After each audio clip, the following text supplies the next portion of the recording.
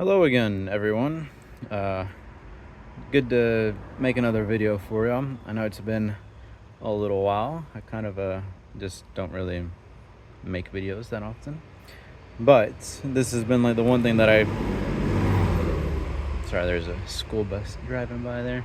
But this has been like one of the one things that I kind of just, I've been doing for fun. Just updating people on my watch. Because everybody seems to enjoy it. And I know how that goes because I like to watch other people's videos on watch updates. It's kind of just interesting. Anyways, this is 5 years with my Omega Aqua Terra. I actually put it back on the bracelet for this video, being that most of the videos I've made have actually been with the watch on the bracelet, and I wear the watch on the bracelet maybe like a little less than half of the time. I do have a whole lot of other straps that I kind of like switch out usually, and I'm actually going to show you a few of them because I have them right in here. But yeah, this is the watch. We'll say this right off the bat. Most of the time when people see this watch on me, and people that know watches, of course, they always tell me how it looks brand new still. And honestly, from a distance, I can agree with them because, I don't know how to explain it, but even though it is, that high polished center link and everything, I've seen certain like polished watches get really brushed and it just doesn't look, polished anymore. But for these, any time I'm actually like looking at it, you can really tell the difference between the polished and the brushed. It never blends in together. It never looks like heavily worn or anything. Even though, as I'm showing it here, you can see a lot of the scratches on the bracelet, especially like on the clasp area here. And, I know it because it's my watch. I see it all the time like this, but other people just kind of don't. So, that's just kind of how it goes. I mean, I still love the way this watch looks and feels on the bracelet. It's probably a very comfortable thing for me, actually. I just recently took out a half link on this because I realized I had been wearing it a bit loose, and compared to other watches I wear, I typically prefer them actually a little bit more snug. So this one's been a little tight on me, but nothing unbearable, nothing crazy. I still wear it like this. It's nice. But yeah, this is, just a bit of the wear that the watch has picked up. It is a little bit dirty on the clasp there. I didn't actually clean it or anything before this video. I kind of just walked outside and decided to start recording while I have a break, actually, because today is my birthday. So yeah, I don't really have too much going on. I'm just enjoying the day. And I mean, I did get this watch for my birthday originally, my 21st birthday, and now I am 26. So I don't know, it's just been with me for a long time, and it's one of those pieces that, it's just going to continue to be with me until I eventually pass it down. Of course, I do eyeball a bunch of other watches that I would love to have, but this watch, to me, does pretty much everything I want it to. And I even like now continue to find myself looking at the Aqua Terra in 38 millimeters online in different color schemes, because I just think, it'd be cool to have this watch in a black dial or this watch in a blue dial, as crazy as that sounds. But of course, gotta be responsible and everything, so I don't need it. I'm very happy with this one alone here. So yeah, I have a few other watches that I can play around with, but this one, I don't know, it's just one of my favorites, of course. Very special piece to me. So it's usually always on the wrist. I'll show you a wrist shot of it actually, just because I know I just kind of like pulled it out here really quick at the beginning. But here's the clasp. You can see all those beautiful scratches on it, all those nice sounding cars driving by, and that's how it is on my wrist. It still looks great. The timekeeping, I think it's gaining a little bit. bit of time a day. I think it's like maybe 6 seconds or so a day, which I don't mind because I mean I'm oftentimes rotating out watches anyways, so it's not really too much of a big deal. But I don't know, if it was a bit more accurate, that would be great.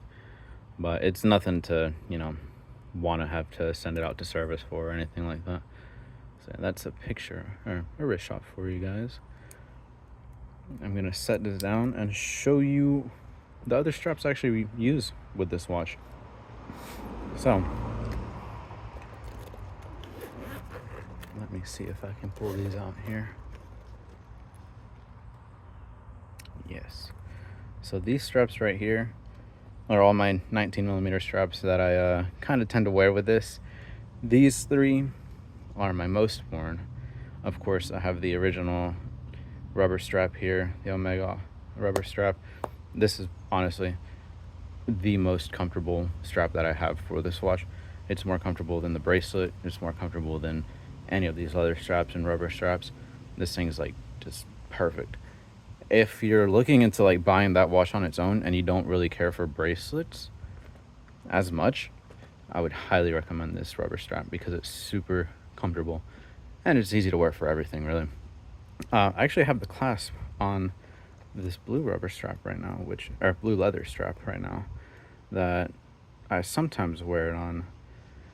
But actually I got this one custom made, and the holes on the strap here are like super far to the end, and it wears super loose on me. I tried to make this hole a little bit bigger just so I could wear it, but it's still a bit too loose. It like slides over my wrist and slides around on my wrist, so I'm just gonna wait a little while for that to fix it or something.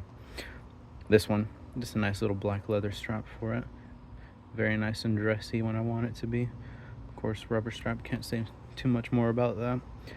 Little classic Barton strap, I believe this is. Probably one of the first rubber straps that I got for it.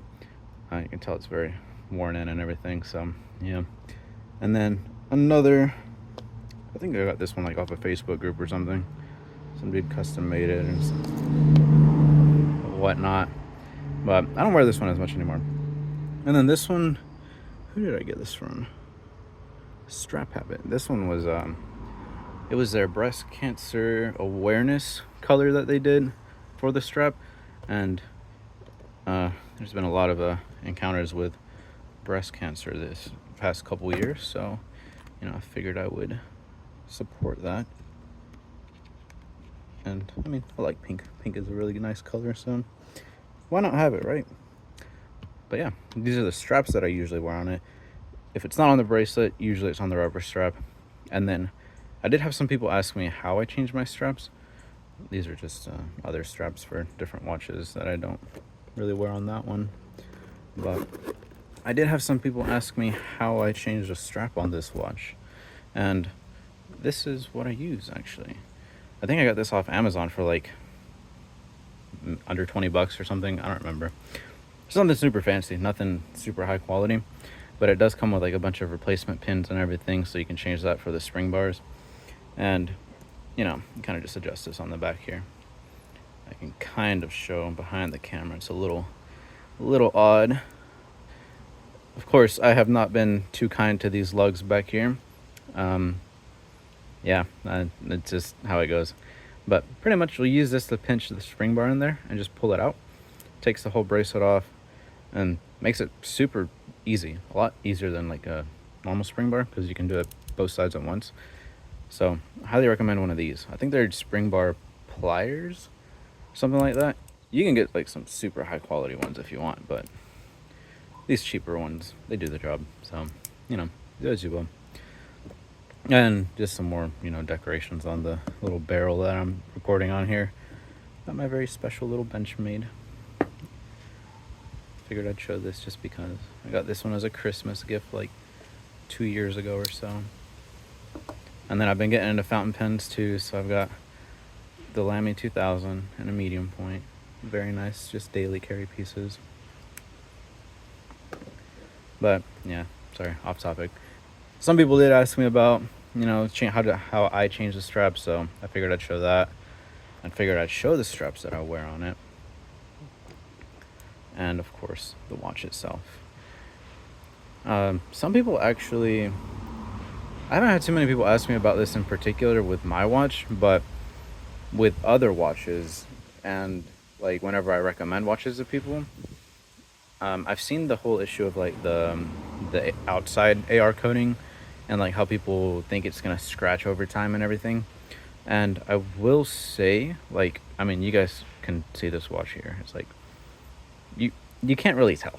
Like, I have a loop that I use for just, watches, and I can definitely see scratches on the crystal through the loop,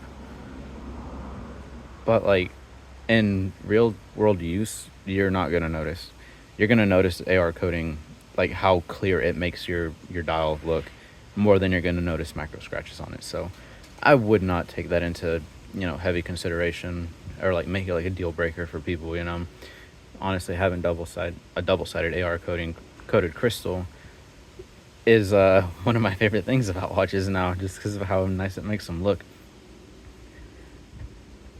The case back on this, of course, is still super nice. I love it. One of the best looking movements out there, in my opinion. It looks beautiful, and I don't know, that's my favorite part to show about this watch to people who ask me about it every now and then. That movement just looks so good. You can actually tell that the twisted lugs here, they do not look anywhere near as sharp as they did when I first got this watch.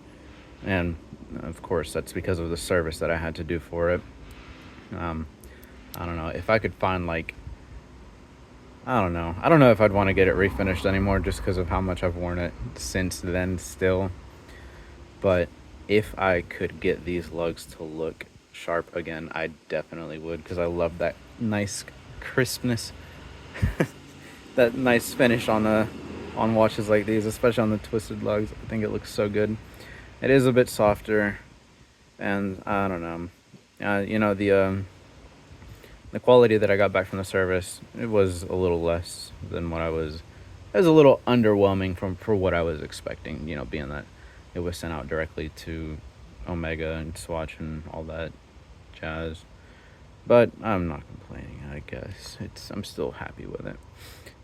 We gotta just be happy with things. So, yeah, I don't know. I feel like that's all I really have to say about this. You can see the condition on it one more time there. The watch itself, I still love it. I would love to have even like the newly released black lacquered dial. Gosh, I've been eyeing that one so heavily.